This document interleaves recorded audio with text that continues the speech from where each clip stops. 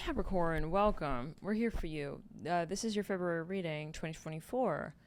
We're looking at Aquarius season, moving into, of course, Pisces season. What's going to come for the sign ruled by Saturn now? Let's see. 10th house. Now, I was meditating. I'm hearing for you. It's interesting. Someone's like, what's taking so long? Apparently they're thinking they're dealing with a Gemini rather than a Capricorn now. Okay, let's see here. Wow. Quite the inefficiency. Once you really get to know a Capricorn, you see their behavior very differently. It's like, oh, he's a Capricorn. Okay, now I know why he's just, yeah, I hear like that. So maybe someone here, they didn't know what they were getting themselves into. I'm gonna say it like that. Okay, yeah, you are maybe you're very Saturnian. Maybe you are not just a Capricorn, but you're like very Capricorn, and it could even be that someone is like feeling they can't really change you. You're very stubborn. I feel like they feel that they really cannot expect really much from you. Interestingly, don't take it the wrong way, Capricorn. Saturn, is a very independent energy. Okay, and interestingly, as focused as they can be, return to center in the crown chakra on delivering. Okay, manifesting in a 3D sort of storyboard kind of way. They do not just do whatever someone else wants them to do. Okay, so you will find that they're not being the person that you need them to be.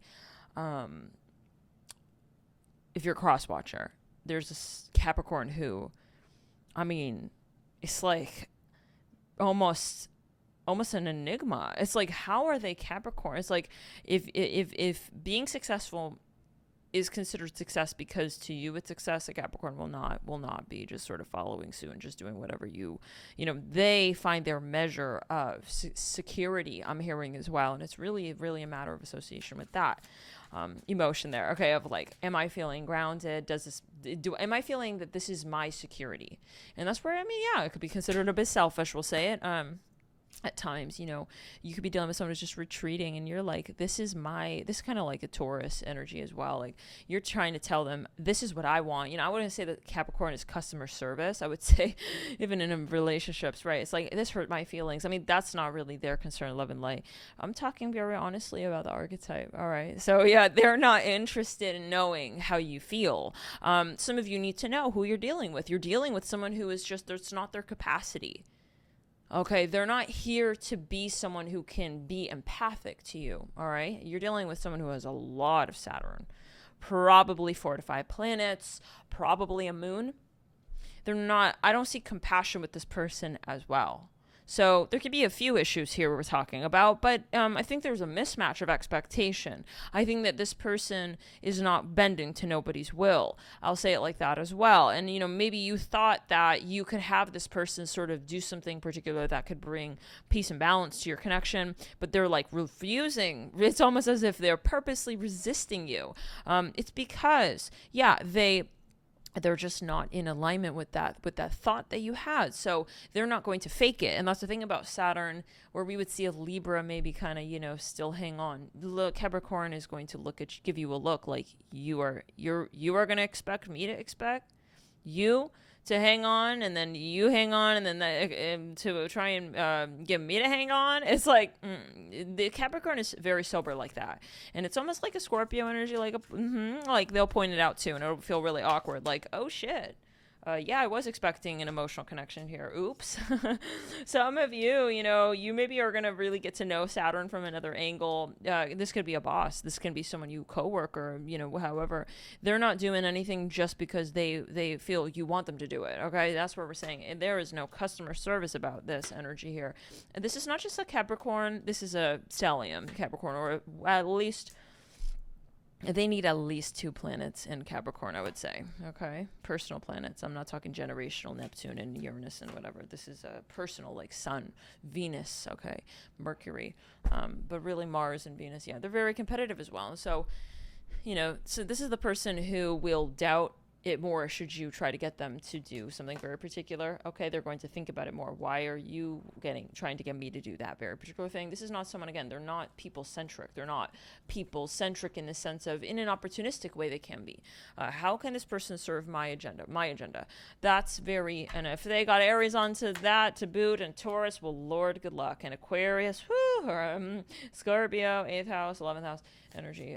It's just it's a bit of a mess. This is someone who's kind of, it's giving me world domination. Like, I want to be in charge of not only my life, but the lives of others. And so this person's sort of in an energy of their own. And I feel like, there's a path that they know that not many people will follow. They know they're not resonating with you. This is what I'm hearing.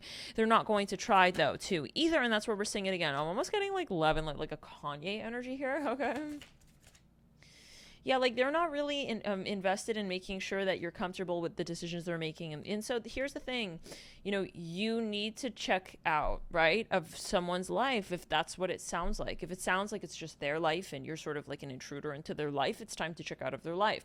Some of you here, this is hard because this could be someone very narcissistic, and they may make you feel that you really want to have this with them because you feel that there's potential, and it's just right there. And if only we just kind of grasp at it. This person, do be careful if they feel that there is a motivation financially, especially with you, or in terms of whatever their vision is, right? If being with you would help them as they see it, assist them in making this vision come full circle, well, I would be very, very careful, because they would play up on that, you wanting to hold on and all of that, and keeping the lines blurred. And I won't actually tell her to her face, but she'll feel it, and it's up to her to make that little decision over there. That's a very big decision.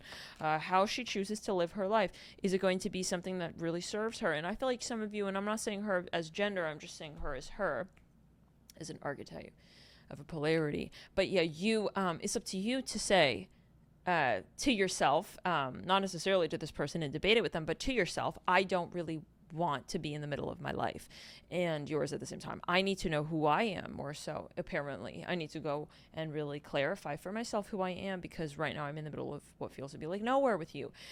This person seems to be sort of the director of the connection of the energy between you two. They sort of define what feels like what and when. And it's up to you to say, absolutely not. At least not happening once more. So maybe you gave this person a chance. It's like, how many times do we allow someone to sort of upset us as well? Okay, to, just prove that they're not actually there for our good. This sounds like a shadow Capricorn that you're dealing with for some of you. Not for everybody would it be that way, but yeah, in that way, what you need, though. I feel that as well. And it may be that in this connection you've become more detached from those ideals and those principles. So what's the motivation? I think that some of you need to get back to square zero. Maybe you need to trace back to an ex as well. What is it that I have forgotten about my needs that allows me to sort of compromise how I prioritize finding those needs once more, okay, again and again, and to keep further moving into that path of who I am. We, not just because we're being in a relationship, we are not losing ever a connection to ourselves, but perceptively, we may. And the thing here is knowing why it is that we would let someone take us so far outside of the range of remembering who we are, recollecting, reconnecting, and reconceiving of our passion. There is no end point with that. Even if you are with a very high level soulmate and not a karmic partner such as this person to you, I would say that it's going to be the same, and it will be. I would say that this is this is a karmic partner, but it's always going to be the same, that you're in a space to remind yourself that you are going to be the soul story teller. How important certain conversations in that story are to emulating your long-term vision. We'll see you in the next video, Capricorn on members. Bye.